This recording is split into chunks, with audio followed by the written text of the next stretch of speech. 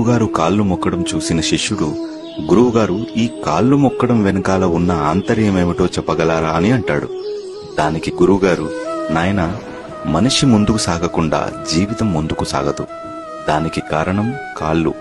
ఎన్నో దారులను, మలుపులను, ఎత్తుపల్లాలను, ముళ్ళను, రాళ్లను దాటుకొని కొన్ని వందల మైళ్ళు నడిచి నడిచి కాళ్ళు మనిషికి విజయాలను చేకూరుస్తాయి.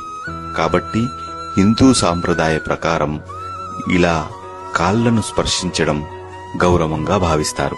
పాదాభివందనం 3 రకాలుగా ఉంటుంది.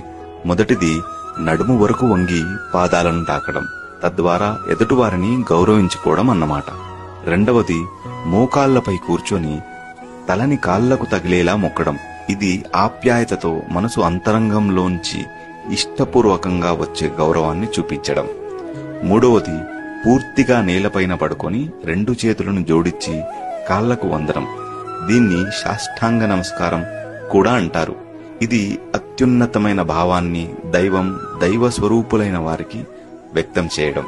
ఒక పాదాభివందనంతోనే గర్వం, పొగరు, అయిష్టం, ద్వేషం అన్నీ మీ పాదాల వద్ద వదిలేస్తున్నానని మాటలలో చెప్పకుండానే వ్యక్తం చేయడం. తరచుగా మనం పండుగలలో, పుట్టినరోజుల్లో, పరీక్షా సమయాల్లో, ఇంకా ఏదైనా ముఖ్యమైన పనిని చేయబోతున్నప్పుడు పెద్దవారి అనుకూల శక్తిని ఆశీస్సుల రూపంలో పొందడం వల్ల ఆత్మస్థైర్యం లభిస్తుంది.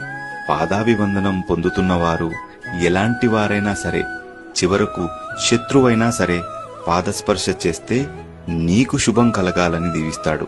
అంత గొప్పది ఈ పాదస్పర్శ. పురస్కారాలు, బిరుదులు ఎన్నో లభించినా పాదాభివందనం పొందే అర్హతని సాధించలేని వారి కీర్తి శూన్యం. వయసులో చిన్నవారు కూడా ఈ గౌరవాన్ని దక్కుతుంది. ఎప్పుడంటే అన్యులు ఎవరూ తీసుకోలేని కఠినమైన జీవన ప్రమాణాన్ని ఎంచుకున్నప్పుడు.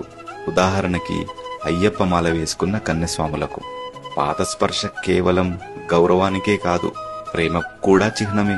భర్త కాళ్ళు మొక్కి భార్య గౌరవాన్ని ప్రదర్శిస్తే, అదే భర్త భార్య కాళ్ళని స్పర్శించి ప్రేమను వ్యక్తం